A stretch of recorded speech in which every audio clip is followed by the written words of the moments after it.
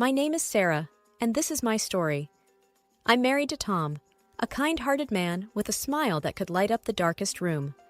We've been married for 4 years, but it feels like we've been together for a lifetime.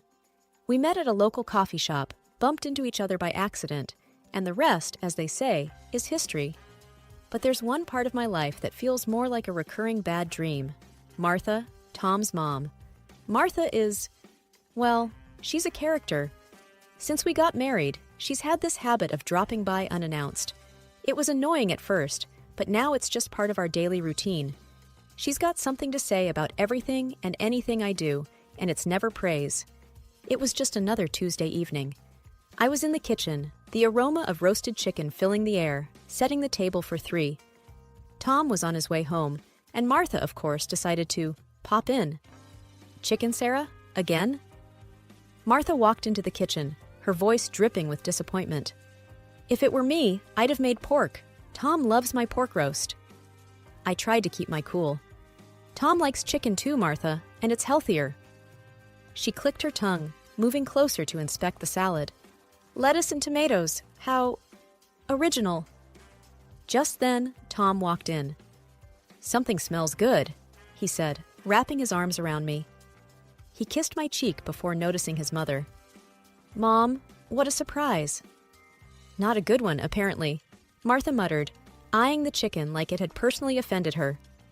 Tom caught my eye, a silent plea there. Be nice to her, it said. She's had a tough year. I sighed, the fight draining out of me. Dinner's ready. Let's eat. We sat down, and the usual happened. Tom talked about his day. I chimed in with stories of my own, and Martha found a way to criticize every single thing. When Tom complimented the chicken, saying it was just as good as any pork roast, I saw Martha's lips thin, but for once, she kept quiet. That night, as Tom and I cleaned up and Martha watched her favorite game show in the living room, I wondered how many more dinners like this I could take. It wasn't the chicken or the pork that was the problem. It was the constant feeling of not being good enough for the woman who mattered most to Tom. But as I looked at Tom, who was whistling while drying the dishes, I knew I'd endure it, for him. Because that's what you do for love, right? You put up with a little rain to get to the rainbow. Or in my case, a little bit of Martha to get to the rest of my life with Tom. If life were a straight road, mine had taken a turn into a lane with speed bumps named Martha. When I found out I was pregnant, Tom and I were over the moon. But joy comes with its own set of challenges. My job as an event planner was demanding, with hours as unpredictable as Martha's mood swings. So I made the tough choice to step down to a less taxing role, which unfortunately meant a smaller paycheck. It was a Sunday morning, and I was flipping pancakes, humming to myself, feeling content. Tom was reading at the table, and then, as if on cue, Martha walked in, her presence immediately changing the air. So, Sarah, how does it feel to contribute less to the household? Martha didn't waste any time, going straight for the jugular as she poured herself a cup of coffee. I flipped another pancake, choosing my words carefully. It feels responsible, Martha. I need to take care of myself and the baby. Babies don't need money, huh? Interesting logic, she retorted, taking a sip and making a face. This coffee is weak. Tom looked up, his brow furrowed. Mom, that's not fair. Sarah is doing what's best for our family. Martha scoffed. Oh, please. When I was pregnant, I worked until the day I gave birth, and I made sure to contribute equally. I plated the pancakes and sat down, trying to keep the peace. Times are different now, Martha, and I'm still working, just not as much. She shook her head, her disapproval as clear as the sunny day outside. You just make sure you don't get too comfortable. Money doesn't grow on trees. The conversation hung heavy over breakfast. Even the pancakes tasted like tension. Tom squeezed my hand under the table, a silent show of support. But as I watched Martha pick at her food with a sour expression, I knew this was far from over. I was bracing myself for a long road ahead, full of Martha's backhanded comments. But in my heart, I knew the peace of mind from a lesser-stressed pregnancy was worth any pay cut. And I'd do it all over again if it meant a healthier me and a healthier baby. Life has a funny way of flipping the script. Before Jamie, my home office was a place of tranquility. Now it's a circus, and I'm the juggler. Working from home while taking care of a newborn is like trying to thread a needle on a roller coaster. But it's our roller coaster, and I wouldn't trade it for the world. One Wednesday afternoon, as I was knee-deep in emails and baby burp cloths, the doorbell rang. I knew without looking. It was Martha. "Just a minute," I called out, balancing Jamie on one hip and my laptop on the other. When I opened the door, there she stood, purse and judgment in hand. "You look like you could use some help," she remarked, pushing past me into the living room. I followed her, settling Jamie into his bouncer. "I've got it under control, Martha. It's just a busy day." She peered at my laptop screen, then at Jamie, who was trying to decide if he was hungry or sleepy. "Doesn't seem like it. You know, when Tom was a baby, I made sure everything was spotless, and he was always my focus." I bit my tongue, resisting the urge to defend my scattered living room. "Well, times have changed, Martha. Working from home is a balancing act."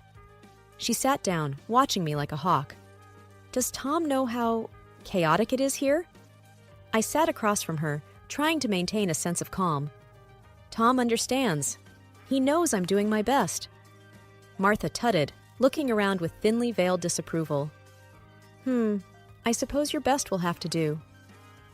I wanted to tell her that my best was more than enough, that I was a good mom and a good worker. But with Jamie starting to fuss, I didn't have the energy for another round with her. As she left, Martha's parting words were, "Remember, Sarah, a mother's place is with her child, not with her work." I closed the door gently, leaning against it for a moment. Her words stung, but as I picked up Jamie and he smiled, all gums and drool, I knew I was doing all right. Work can wait. These moments with Jamie cannot. And if that means my living room is a bit messy, so be it. It's our mess, and it's perfect. 4 years into our marriage, and life had settled into a rhythm, albeit one constantly interrupted by the discordant notes of my mother-in-law, Martha's visits. The first year of Jamie's life was a whirlwind of diapers, late-night lullabies, and the struggle of maintaining a career from the confines of our home. Now, as I stepped back into the professional arena, my heart ached with the separation from my little boy, but also fluttered with the excitement of reclaiming a piece of my identity. The office was just as I remembered, yet everything felt different. Colleagues welcomed me back with smiles and gentle inquiries about Jamie. My desk, once a shrine to efficiency, now also housed a colorful array of drawings and a photo of Jamie's toothless grin. Each email I sent was punctuated by thoughts of him, each project plan a reminder of the plans I had for his future. Arriving home that evening felt like crossing a finish line. I was greeted by the music of Jamie's giggles as Tom, ever the doting father, flew him around the living room like an airplane. They were in their own world, and for a moment, I was an outsider looking in. It was a pang of jealousy only a mother returning to work could understand. Before I could even kick off my shoes, the door swung open and Martha made her entrance. "Sarah, back to work, I see. And Jamie?" she asked, her tone laced with accusation. "He's been at daycare, and he's doing great," I said, trying to keep my voice light as I took Jamie into my arms. She raised an eyebrow, a silent judgment I knew all too well. "Daycare? At his age? I never would have." Tom intervened. "Mom, the world's different now. We're doing what's right for our family." Martha huffed, moving to the kitchen. "Well, I hope you know what you're doing." The conversation hung in the air, a stalemate of generational differences. Tom and I exchanged a weary look. This was our normal, a delicate dance of defending our choices. Dinner was a quiet affair. Jamie's high chair, an island of cheer in a sea of unspoken tensions. Martha barely touched her food, her disapproval a palpable presence at the table. Afterward, as Tom put Jamie to bed, I found myself alone with Martha. "Martha, I know you don't agree with our choices, but I need you to trust that we're doing what's best for Jamie," I said, clearing the plates. She looked at me, her eyes softening for just a second. "Sarah, I just want what's best for him too." "I know, and I appreciate that. But best can mean different things," I replied, hoping to bridge the gap between us. She nodded slowly. "I suppose you're right, but it doesn't mean I have to like it." As I finished the chores and sat down to catch up on some work, the house quieted down. I mulled over the day's events, the juggle between professional and personal, the constant scrutiny from Martha. Each thought was a thread in the complex tapestry of modern motherhood. Over the next few weeks, I found my stride, balancing deadlines with daycare drop-offs, boardroom meetings with bedtime stories. I was proving to myself, more than to Martha, that I could excel at both roles. But her words lingered like a shadow, a reminder of the tightrope I walked daily. One evening, as I watched Jamie sleep, his chest rising and falling in peaceful slumber, I realized that this was my why. The long hours, the missed cuddles, they were all for this moment of tranquility, for the future we were building. And as I turned off the light, a sense of determination settled in my heart. Martha might never understand, but that was okay. This was our life, our choices, our grind. And with Tom and Jamie by my side, I was ready for all of it. When Tom and I approached Martha about watching Jamie while I worked, she accepted with a strange spark in her eye. "Of course, I'll watch him. A grandmother's place is with her grandchild," she had said, almost triumphantly. The first day, I left Jamie with her, armed with a list of instructions and a kiss on his forehead. "If you need anything, call me," I reminded her, feeling the familiar tug at my heart as I walked out the door. "Sarah, go to work. We'll be fine," Martha said, her voice tinged with the confidence that only grandmothers possess. But as the days passed, her enthusiasm began to wane. Each evening, I returned to a litany of complaints. "He wouldn't nap. He's too fidgety. He throws his food," she'd report with exasperation. One evening, as I handed her a cup of tea, I ventured cautiously, "Martha, if it's too much, we can look into a daycare for Jamie." She set her cup down with a clatter. "No, I don't trust those places. I'll watch him." "But you seem so tired, and I hate seeing you like this," I replied, concern lacing my words. Martha's eyes met mine, stubborn as ever. "I said no, Sarah. I'm his grandmother. It's my job to endure. And who better to look after him than family?" Her refusal was a familiar dance, one where my suggestions were met with resistance, my concerns with cold rebuttals. "Okay, Martha, if that's what you want," I acquiesced, knowing that arguing was futile. Each morning, I left Jamie in her care, my heart squeezed tight with worry. Each evening, I returned to find Martha a little more worn, a little less patient, but always insistent that she would continue caring for him. Her resilience was as admirable as it was frustrating. I watched her pour her love into Jamie, even as it drained her, and I was left in a constant state of gratitude and guilt. Tom and I would talk after Jamie's bedtime, turning over options in quiet conversation, but we always circled back to Martha's steadfast refusal to let anyone else take over. Just when I thought we had settled into our new normal with Martha looking after Jamie, the unthinkable happened. I was in the middle of a work presentation when my cell phone buzzed incessantly in my pocket. Excusing myself, I stepped out to see Martha's number on the screen. "Martha, I'm at work. Is everything okay?" I answered, my voice tight with concern. "Sarah, I can't do this today. You need to come and get Jamie. Now." Martha's voice was terse, frazzled. I felt a surge of anxiety. "What's wrong? Is Jamie all right?" "He's fine, but I'm not. I need you to come. I can't handle this," she insisted. Panic knotted my stomach. "I can't just leave work at a moment's notice, Martha. Can it wait until my lunch break?" There was a pause, and then, "You'll regret not coming," she said ominously, and hung up. My heart raced. I called back, no answer. I called the daycare to see if they could take Jamie last minute. They could, but I needed to drop him off. I rushed back to my presentation, my mind far from work. An hour later, as soon as I could, I hurried to my car, calling Martha again. Still no answer. Then, a call from an unknown number stopped me dead in my tracks. "Mrs. Thomas? This is Officer Daniels. We have Jamie here at the police station.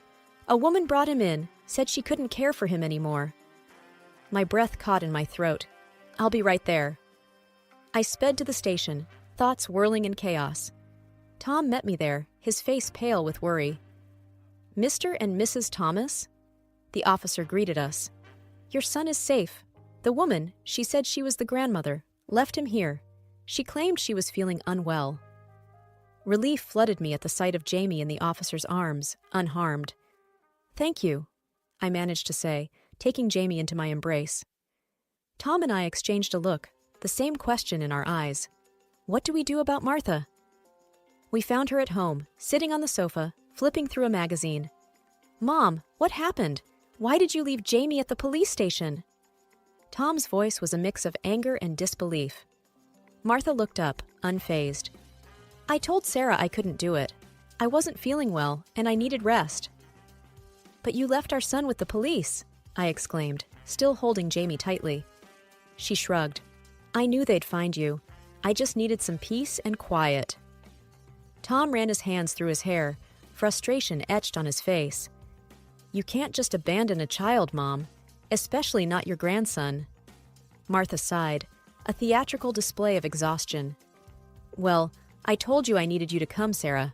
You should have come. The implication that this was my fault stung, and I realized then that Martha's manipulations knew no bounds. This wasn't just about her being tired or ill, it was about control. As we put Jamie to bed that night, his small frame snuggled between us. The severity of Martha's actions sank in. This was a breach of trust that couldn't be mended with apologies or excuses. We had to protect our little family, and unfortunately, that meant setting boundaries with Martha.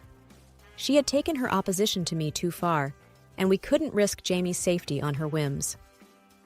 The morning after the police station incident, our house was steeped in a heavy silence. Tom and I sat at the kitchen table, cups of coffee untouched, while Jamie played with his toys on the floor, blissfully unaware of the storm brewing around him. We need to talk to her, Tom. What she did. I started, the anger from the night before simmering in my voice. Tom nodded, his face grim. I know. I'll call her. He dialed Martha's number, and I could hear the faint sound of a ringtone from the living room where she slept. There was a click, and then her voice. Tom, what is it? Mom, why didn't you tell us you were feeling unwell before taking Jamie to the police? Tom's voice was steady, but I could hear the underlying strain. There was a pause on the other end. I just needed to rest. I thought they would call you immediately. Martha's voice was a mix of defensiveness and weariness. But that's not the way to handle it, Mom. You scared us to death. Tom pressed on. I didn't mean to. Martha's voice cracked, and I wasn't sure if it was genuine remorse or another act. Tom sighed. We're going to see what the officers at the station say. They mentioned there was a recording. Martha was silent again, and then, Fine. Do what you need to do. The call ended, and Tom and I got ready to go to the station. We needed answers. At the station, Officer Daniels greeted us. We have the footage from when she brought Jamie in. You should see this. We braced ourselves as the officer played the video. There was Martha, looking calm and collected as she handed Jamie over to the officer. Her voice was clear, devoid of distress. I can't do this anymore. He's the grandson. My heart sank. There was no sign of the sick, distressed grandmother she had claimed to be. We need a copy of this, Tom said, his voice hard. Back home, Martha was pacing the living room. When we walked in, she turned to us, a question in her eyes. We saw the footage, Martha, I said, my voice cold. You weren't sick. You weren't in distress. You lied. Martha's face fell, and then, unexpectedly, she sat down, her shoulders slumping. I couldn't handle it. I thought I could, but... Tom interrupted her. You put Jamie at risk. You lied to us, to the police. How could you? Tears streamed down Martha's face, but the theatrics didn't move us this time. I'm sorry, she whispered. But it was too late. The trust was broken. That evening, after Martha had packed her things and left, Tom, Jamie, and I sat in the living room, a tight little circle. We didn't say much, but we didn't need to. We had each other, and we would move forward, together. The truth had been painful, but it had also set us free. It had only been a few days since Martha had left when she unexpectedly reappeared at our doorstep. As if the incident had never occurred, she stood there with a smile, offering to watch Jamie. "Martha, what are you doing here?" I asked, my voice steady despite the turmoil inside. "I've come to help with Jamie, like before. You obviously need the help," she said, brushing past me into the house. I was dumbfounded. "Martha, after what happened, you think we can just go back to how things were?" She turned to me with a defiant look. "Well, it wouldn't have happened if you had come when I called," she retorted, her words sharp like daggers. Before I could respond, Tom walked in, his face darkening at the sight of his mother. "What are you saying, Mom? That this was Sarah's fault?" Martha's eyes didn't waver. If she had been a stay-at-home mother like she should be, none of this would have happened. That's when Tom exploded, the anger and frustration that had been simmering for days finally boiling over. "How dare you? You do this out of spite for Sarah, and you put Jamie in danger because of it." Martha recoiled as if slapped, her facade crumbling. "Tom, No, Mom, I don't want to hear it. You've crossed a line. You deliberately ignored Sarah. You neglected your grandson, and for what? To prove a point?" His voice was a crescendo of outrage. She tried to interrupt, to defend herself, but Tom wouldn't have it. "I can't trust you anymore, Mom. I don't want you here. I don't want to talk to you until you realize the gravity of what you've done." Martha looked between us, the realization dawning that she had indeed gone too far. Without another word, she turned and left, the finality of the moment hanging heavy in the air. Tom turned to me, his eyes filled with a mixture of regret and resolve. "I'm sorry, Sarah. I should have seen it sooner. But I promise you, Jamie's safety comes first. We come first." I nodded, the solidarity between us more potent than ever. "I know, Tom. We'll get through this, just like we always do. Together." We knew the road ahead would be without Martha, at least for the foreseeable future. It was a painful but necessary decision, a line drawn to protect our son, our family, our peace.